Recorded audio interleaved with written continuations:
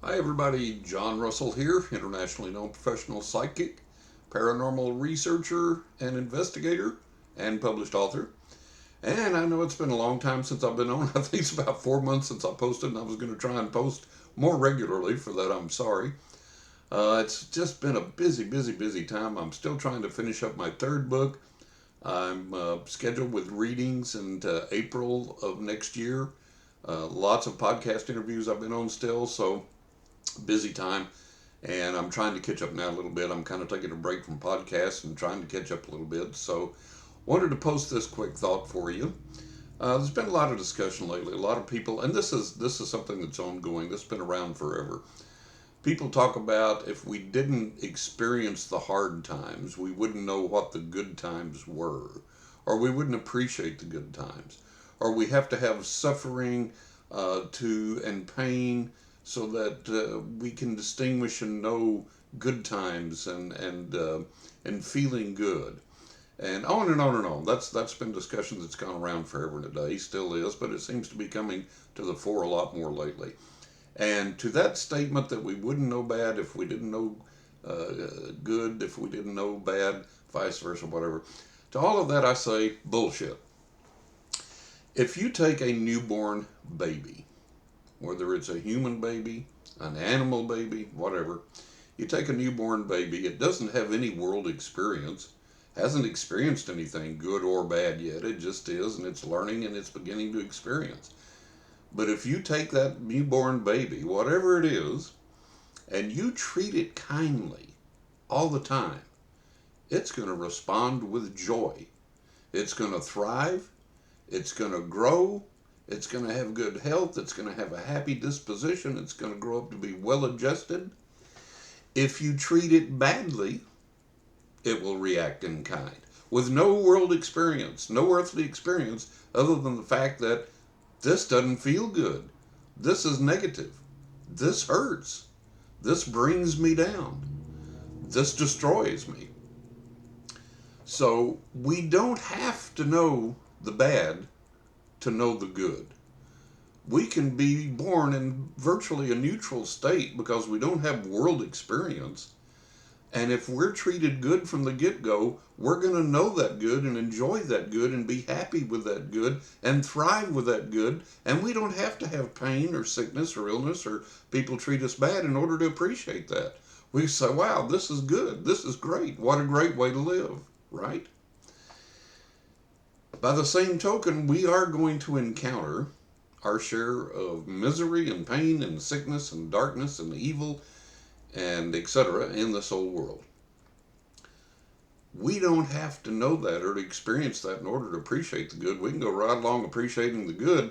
Man, I can have a string of days with feeling pretty good and making some money and having a good time and enjoying friends, and then boom, something dark comes along and happens.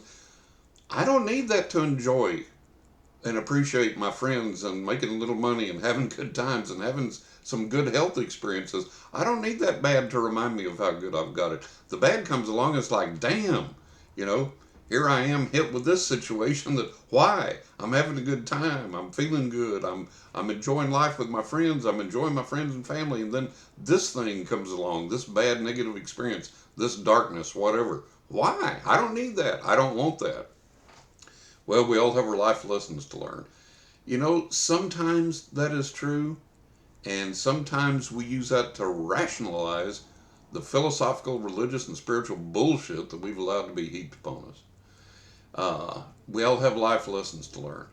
Well, I didn't need to get abducted by a serial killer and tortured and murdered to learn a life lesson. I didn't need that to happen to me. I didn't need some hideous sickness to befall me or some family member to learn a particular life. Sometimes accidents just happen in this world. Sometimes bad things just happen in this world.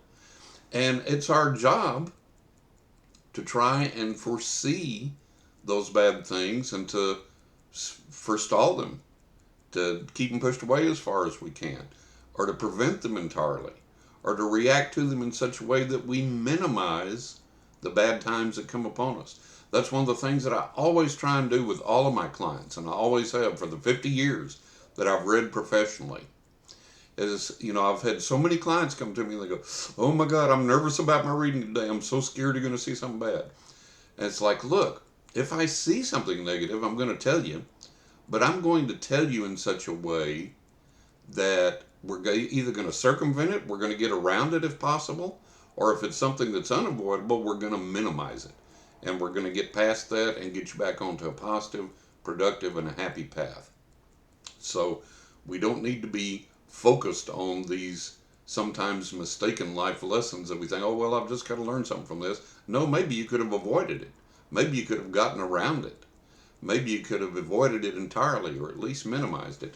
I don't think that everything bad or negative that happens to us is a life lesson. Sometimes we're in the wrong place at the wrong time. We could have avoided that if we're using our intuition. Sometimes just, we're living in Florida and Ian comes and devastates the state. That's not our fault. That's not any particular deep life lesson there to learn. Maybe the lesson there is, hey, move out of the state, move someplace where they don't have hurricanes. Sometimes things aren't the spiritual depth that we think they are. Okay, so going on, and I'm going to try and make this real short because I want to try and get in some more things to talk to you about this month and in the coming months that hopefully I'll have a little more time to get to, and will be something good and something lighting for you, give you a little change of pace on the normal stuff that's thrown at us as platitudes and meaningless nonsense in the spiritual realm. Sometimes maybe we accept the hard times as a reason not to make things better. Think about that. Oh, well, that's just the way things are. Oh, my family's always had that kind of bad luck. Oh, that's just the way it is. Well, maybe we get to a point in our lives that we accept the way it is without trying to provoke positive, meaningful change for ourselves. Well, that's just the way it is. Nobody in my family makes much money. Guess what? Go back to school, go to the university, get yourself a degree in something that you'll enjoy and that makes some money, and break that pattern. If there's a history of illness in your family, or a history of this or a history of that, examine and see why that's there in the first place, and maybe there's something you can do about it to change that course, that pattern. Not all things can be changed, I understand that, but I think a lot of things can. And I think sometimes we just give up, lay down, and accept the negativity and don't fight it and don't try and find a way out and don't try and figure a way out. So maybe we develop the hard times excuse as a reason not to make things better. Think about that. Hard times strengthen some faiths, and hard times destroy other people's faiths. Understand that. Concentration camp victims, for example, and I've read stories from concentration camp victims. And some concentration camp victims, their faith in God was strengthened. God gave me the strength to endure this. God gave me the strength to get through this. I lived in spite of this. Well, more power to you. Other concentration camp victims said they lost their faith entirely because how could a loving God, supposedly in control of this world, allow such evil to manifest and ruin so many thousands and 10,000s and hundreds of thousands and millions of lives? How? How could a God that loves,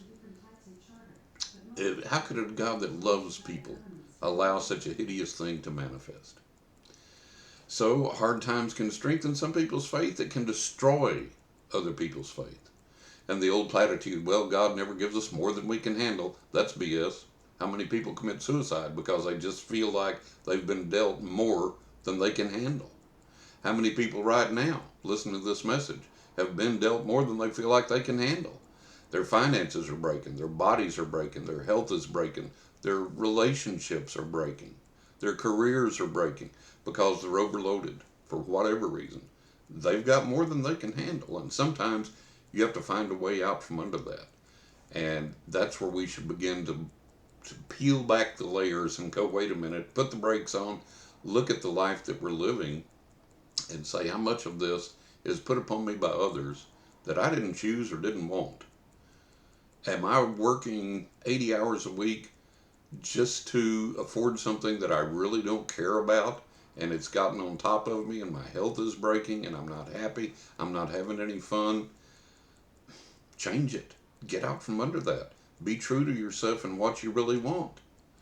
Have you allowed so much to be put upon your health? You're doing so much, doing so many things for others, working too hard that your health is beginning to break, and you're losing your health. You're losing the thing that's going to be able to enable you to continue to move forward in this world. Start saying no. Get out from under that. Start making time for yourself. Rest, proper exercise, nutrition, sleep, all of these things that we need. Look at the things that are on you. There's a lot of people right now dealing with a lot of things that, hey, it's just getting to be too much to me. Find out ways to get out from under it. If you can't get out from under it immediately, find ways to lessen it.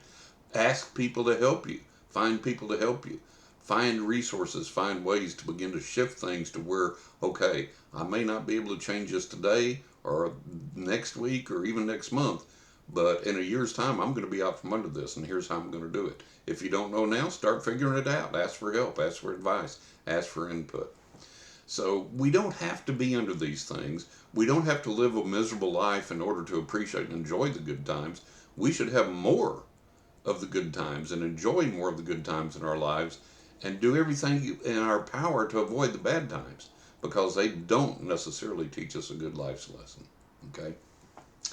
That's my quick short message for today. Hopefully this will be of some benefit and good input to you, get you thinking in a positive direction, get you looking at things in a different perspective, and taking some action in your own life to improve your life and to increase the joy and amount of good times and amount of happiness in your life, and fight against the bad times, fight against the evil, fight against the negativity. So that's that. Until next time, I'm John Russell. Hit the like button and subscribe if you will. Feel free to share this message with anyone that you feel might enjoy it. Feel free to leave your comments below or email me with your questions, johnrussellpsychic@hotmail.com. My books are available. Look, they make great Christmas gifts. You can buy my books in quantity from my publisher at a discount. I'll put those links in below. You can find out more about each book at writingwithghosts.net or aknockintheattic.net. There's links there to buy from all the major booksellers online. And they really do make great Christmas gifts, especially for people that like to read. If you haven't picked up your copies yet, you're going to enjoy them. You're going to enjoy reading them. I'll put each link there for you as well. And then, like I say, there'll be links to go to Amazon, wherever, and so on and so forth. If you want a reading, I am scheduling now into April of 2023.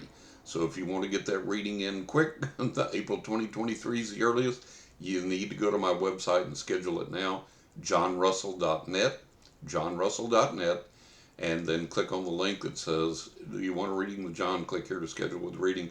Big bright red link, the first thing that comes up on the page. Click that. All the information will be there to schedule a reading. So there you go. And in the meantime, I hope you have a wonderful, happy Thanksgiving with friends and family. I hope your health is good. I pray your finances are good. I pray that you're finding and feeling and experiencing more and more and more emotions of joy, happiness, and the good times. Thank you for tuning in. Thank you for subscribing, hitting the like button. Thank you for your comments. And I will talk to you again soon. God bless. Bye-bye.